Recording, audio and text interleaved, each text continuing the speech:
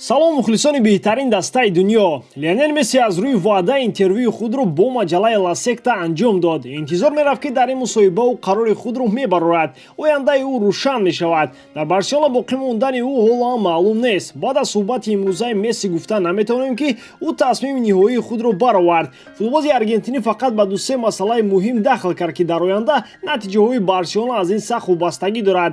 Месси дар суҳбат бо маҷаллаи испанӣ дар бораи муносибаташ бо Гризманн, эҳтимоли бо Неймар ба ҳам омадан, дубора бо Гвардиола якҷоя кор кардан ва албатта дар бораи БАРТАМЕОУ ақидаҳои худро баён дошт. дӯстон, рӯзи 29 декабр Барселона дар майдони худ дастаи Эйбарро пешвоз мегирад. ваҷ хеле ки медонед дар ин бозӣ Месси бозӣ нахоҳад кард. тренер ба ӯ алоҳида истироҳат дод. дар ин сезон Барселона бе Месси якчанд маротиба бозӣ карда буд ва дар ҳамаи бозиҳо Барса ғолиб омад. аммо бар зидди Эйбар, дастае ки танҳо 11 нафара дар ҳимоя аст, бозингарон ягон чиз эҷод карда метавониста бошанд. инро мо танҳо дар вақти бозӣ мебинем. барои боз ҳам ҷолибтар гузаштани ин бозӣ ва дигар бозиҳо, ширкати 1xbet барои ҳар як иштирокчиёни нав то ҳаҷми $100 бонус тайёр кардааст. барои бонусро гирифтан ба ссилкаи комментария буда даромада, дар вақти регистратсия дар ҷои промокод BARSATG нависед. баъди аввалин ставкаи кардагиатон $100 бо тарзи автоматӣ ба ҳисобатон мегузарад. имконияти хуби пулкоркуниро аз даст надиҳед.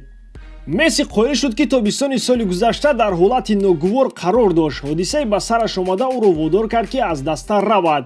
ман гирья накардаму халос. мағлубият ҳар хел мешавад. борҳо ба шикаст рӯбарӯ гардидам. мард бояд мағлубиятро таҳаммул кунад, лекин ҳисоби 8-2 ҳамаро аз по афканд. агар зарур меомад як бори дигар бюрофакс равон мекардам. Бартамеу ба ман бисёр дурӯғ гуфт. дар ин бора дигар гап задан намехоҳам, лекин дар давоми ин солҳо фиребгарӣ бисёр буд. ман ин клуб ва ин шаҳрро дӯст медорам. ба ҳар чӣ ки ноил гардидам бо шарофати Барселона буд, лекин дар ҳамон вақту соат фикр кардам ки миссияи ман дар Барселона ба охир расид ва бояд зиндагии нав оғоз кунам. фарзандонам зид буданд, онҳо дар ин ҷо таваллуд шуданд. ман бошам аз 13-солагӣ дар Барселона қарор дорам. худи ман ҳам дар ин шаҳр зиёдтар зиндагӣ кардам. назар ба Аргентина ки ватани ман аст. Барселона хонаи ман аст. дар бораи аз клуб рафтанам инро гуфтанӣ ҳастам ки тобистон имкон доштам бепул тарки даста намоям. адвокатон маслиҳат медоданд ки агар дар суд мубориза мебурдем 100% ғолибият аз мо буд, лекин баъди ин қадар солҳо бо дастаи дӯстдоштаи худ муносибатамро вайрон кардан намехостам.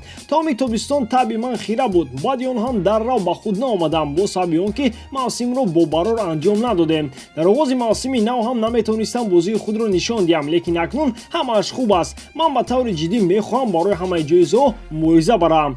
дар бораи Неймар ҳаминро гуфтанӣ ҳастам ки мо тез-тез бо ҳамдигар суҳбат мекунем. дар WhatsApp гурӯҳи 3 нафарон бо ҳамроҳии Суарез ҳолам фаъол аст. қариб ҳар рӯз мо бо ҳамдигар дар робита ҳастем. сухани Неймарро дар бораи дубора бо ҳамдигар бозӣ кардани мо нодуруст фаҳмиданд. ӯ гуфт ки мехоҳад бо ман бозӣ кунад, на ин ки мо бо ҳамдигар албатта бозӣ мекунем.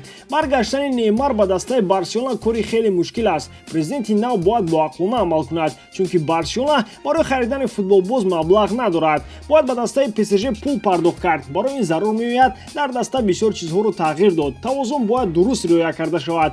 хулоса, дар назди роҳбарияти нав вазифаи мушкил гузошта мешавад. Неймар нархи қимат хоҳад дошт, барои он ки пештар бо чунин маблағи калон трансфер шуда буд. дар бораи Суарез бошад, барои ман ҳоло ҳам сухан кардан мушкил аст. чӣ гуна раҳо кардани ӯ девонагӣ буд. луис Суарез ройгон ба дастае гузашт ки мисли мо барои ҳадафҳои бузург мубориза мебаранд. рафтани ӯ бисёр вазнин буд. аз ҳама зиёд чӣ гуна ӯро ба осонӣ раҳо кардан ва дар нисбаташ чунин муносибатро раво дидам барои ман хело сахт расид. дар бораи тренер фикри ман ҳамеша чунин аст ки бояд супоришҳои ӯро иҷро кард. тренер барои ман шахси аввал аст. дар карьераи худ ду нафарро аз дигарон боло медонам. албатта якум Гвардиола, баъдан Луис Энрике. пеп он чизеро мебинад ки бисёриҳо тасаввур карда наметавонанд. ӯ сифатҳое дорад ки аз дигарон фарқ мекунад. чӣ гуна ба ҳар як бозӣ омода шудани Гвардиола дар сатҳи баланд аст. ӯ ҳимоя ва ҳуҷумро дар як сатҳ тайёр мекунад.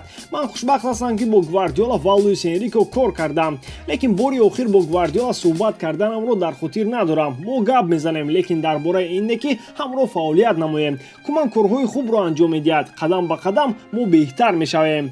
дар бораи муносибати ман бо Гризманн такрорам мешавад, ҳаминро гуфтанӣ ҳастам ки ягон вақт бо ӯ мушкилӣ надоштам. Дар васоити ахбори умма ягон бор нагуфтам ки зидди трансфери ӯ ҳастам. Ин ҳақиқат надорад ки гӯё ман намехостам Гризманн ба дастаи Барселона гузарад. Муносибати мо хуб аст ва мо тез-тез бо ҳамдигар қаҳва менӯшем дар хонаи либосивазкунӣ ё ин ки дар сафар. Дар бораи қарори ниҳоӣ ҳоло ҳам ҳеҷ чӣ гуфта наметавонам. То моҳи июн ман ягон тасмим намегирам. Мебинем чӣ рӯй медиҳад. 100% гуфта метавонам ки ҳеҷ гоҳ ба Атлетико ва Реал намегузарам. Дар МЛС орзуи бозӣ карданро дорам, лекин намедонам оё ин рӯй медиҳад ё ин ки не. Агар хави ба даста биёяд, дар Барселона фаъолияти худро идома медиҳам. Кӣ медонад, шояд. Чизе гуфта наметавонам, лекин ваъда медиҳам ки то охири мавсим ба ягон клуб гуфтушунид анҷом намедиҳам. Ин буд хулосаи интервюи Месси бо маҷаллаи Ла Секта.